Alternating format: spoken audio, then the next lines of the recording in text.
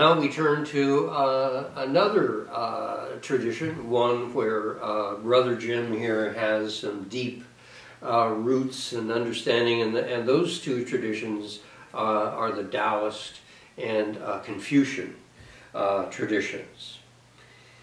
And I'd like to start with the Taoist tradition, because the Tao is this all-sustaining life force.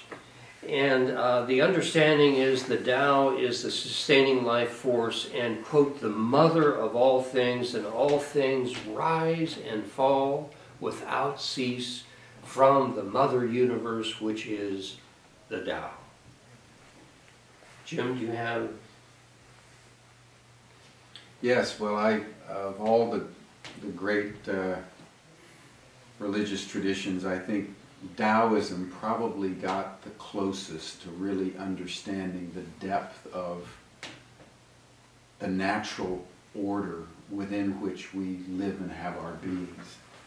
And I think it's worth just contrasting for a moment the distinction between Confucianism and Taoism. You know, Confucianism has really been the principal religious and I would say philosophical tradition of China. And it was founded by Confucius in the 5th century BC. And it was around how you create social order by aligning the relationships in the family between father and wife, between parents and children, older brother and younger brother, older sister and younger sister, all around this notion of filial piety. Taoism was really a great critique of that. Lao Tzu, the founder of Taoism, was really the one who said, listen, that's the basic problem. When human society, divorced and separated from nature, creates artificial mechanisms of politeness and piety, that's when things begin to go wrong. And so over and over in the Tao Te Ching, you know, the way that can be spoken is not the true way. That there's a deeper layer of the universal order of things, the way not seen, and the motif of water through the Tao Te Ching is that we're not here to be big and to be strong. That is to invite competition, criticism, and conflict.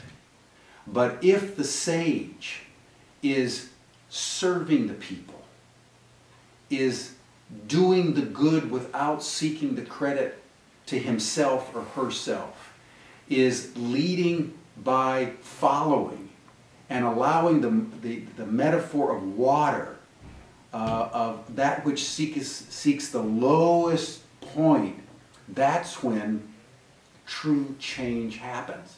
And he points to nature. What changes a mountain? What can wash away a mountain? It's a stream. So it's our capacity to engage really in biomimicry. The Taoist tradition says everything in the human way of being should not be created in our cities away from nature, but should be done within nature, following nature, and flowing with nature. That's when the people are truly happy. Okay, I want to explore the Confucian tradition further. My understanding is that underlying the Confucian sensibility is this life force called qi. And that we have heaven and earth, and in between heaven and earth is humanity. And the role of humanity is to find harmony between heaven and earth by living in accord with this flowing life energy, the qi. And given that you're intimate, that you grew up in China, how do you see that? The heaven and earth and humanity's role of blending these two realms through the role of humans. Well, I think that raises, Duane, a very profound question and a topic that I think is worth discussing. You're right that at the heart of the vision of Confucius was at one level a cosmology where heaven was above, the earth was below, and humans were somehow in a middle point between the two, and social harmony determined in some fundamental way the relationship between heaven and earth, because humanity in some way on this planet is the dominant species, and how we act affects everything. And so he was trying in his own way, as you point out, to create a social system of filial piety, where he said that if the family was in harmony, the kingdom would be in harmony. If the kingdom is in harmony, then heaven and earth are in harmony. Mm-hmm.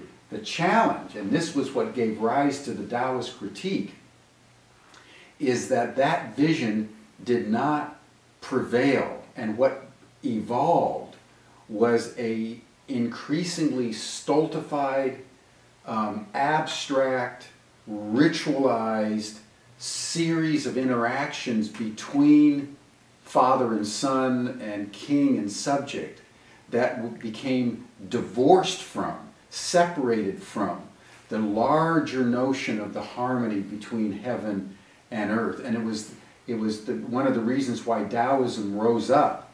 It was as a critique of what Confucianism had become.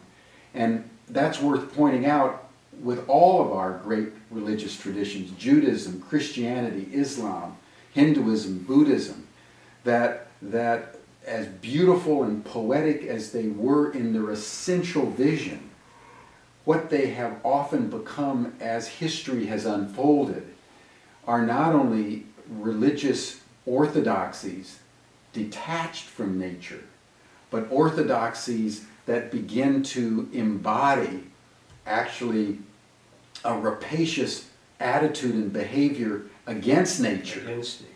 And that's what the Taoists were speaking out against, basically making the point that is true fundamentally for us all, that if at any point any of us separate ourselves from the living universe, for whatever reason, of politics and diplomacy or commerce, there's a price to be paid, because that separation puts the entire process of heaven and earth and humanity out of kilter. Yes. So Taoism is always calling us back to the Tao, calling us back to what is most essentially natural. And if you look at most of our human societies today, they're not natural. That's our problem. And so the Tao is really saying, be like water. Be like the flow of the natural seasons of the earth. And if you do that as the motive of your life, you may not get all the credit that Madison Avenue and our political systems are always sort of seducing us to seek, but you will live your life in harmony and gain thereby true happiness between yourself, between the earth, and with your fellows. That's how I believe is the Taoist sought to distill that the truth of a living universe. They were if the Hindus were the most explicit about Atman being Brahman, the Taoists were the most explicit about the need to always engage in biomimicry in all things. Yes. I would say. Yeah. I would, this is a bit of an aside, but I think it's an important aside to recognize the evolution of these wisdom traditions. For example, Christianity. Humanity now is viewed as having dominion over the earth. And our dominion over the earth is ruinous at this point, as we see climate change and species extinction and resource depletion and ocean acidification and on and on. We are moving into a time of systems crisis because our dominion has been so powerful and so successful, and we're forgetting that the kingdom of heaven is already here. It's already spread out before us. And we are trying to create an alternative, I think, kingdom of commerce as our heaven, as an alternative to the original kingdom, which was the earth itself. If we look at China and saying that, well, this is really a materialistic view of things, and we are going to be a dominant culture in a materialistic mindset. We can look at the different world's wisdom traditions. I would like to ask you, Jen, to speak about this and how you see them not necessarily following through on the originating insights of the early sages, but rather veering off in our modern era into other ways of regarding the universe in which we live that really separates us from the aliveness of a living universe and puts the attention more on on ourselves as human beings as separate from that larger aliveness. Well, I think this is a very profound point, and it focuses all of us on both the genius of our religious traditions and the deep contradictions in our religious traditions. And you know, the reason why our religious traditions have endured over time is because they speak all things to all people. And it's true, as Duane indicates, taking, for example, the biblical tradition. On the one hand, you know, Moses encounters God through the burning bush.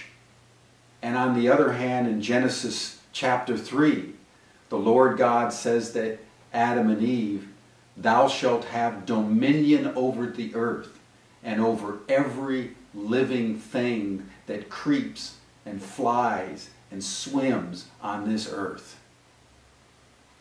So, as society and as the religious traditions have evolved over thousands of years now, different aspects of these great traditions have been utilized to justify human behavior. Yeah.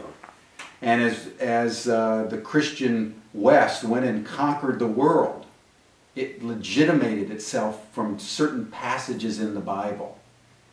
And those passages really exist. And now, as Duane is saying, we're at a different point in our history where that which we have done is now culminating in a crisis in human affairs triggered principally by the escalating effects of climate change and a range of other global issues. And that is forcing us to go back into our religious traditions themselves.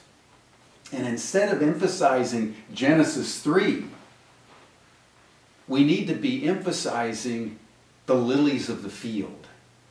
The fact, as Jesus said, the kingdom of God is within you. And it is out of that place that you embrace and love your God and love your neighbor as yourself. And so one of the challenges in all of our religious traditions today is to go back into the traditions out of which you come. East or West, Abrahamic, Confucian, Taoist, Hindu, or Buddhist. And be self-critical about your own tradition. And in the face of the crisis of the human civilization right now, that all of us understand what aspects of your tradition can empower you to understand more deeply that we all live in a living universe, and that therefore our obligation is to care for it as we would care for ourselves. And not only love each other as we love ourselves, but love the earth as we would love our mother. Mm. That's what the living universe calls upon us to do at this time in history. The past is the past. The present is the present. And how we now reframe our religious traditions within an ecological wholeness is, I believe, the greatest challenge of religious consciousness today. Indeed, it's calling forth a new religious consciousness. Exactly. Historically, the Golden Rule, found in all of the world's wisdom traditions, has been do unto others as you would have them do unto you. It's stated in various ways in all of the traditions, but each one begins with othering, do unto others. And we're now moving into a new world of physics, of science, that's affirming there is no other. It's whole. And that was the original insight of all of the world's sages that gave rise, that gave birth to these wisdom traditions. It is a unified whole. We could go back and repeat what we've already said, but at the foundation of each of these traditions is the insight. The universe is a unified whole that's emerging in its wholeness at every moment. So beyond do unto others is, first of all, to be a part of that wholeness and recognize it's an interdependent whole, and to love one another in that wholeness. So we're entering into new times where we have new learning for understanding the world's wisdom traditions. Definitely.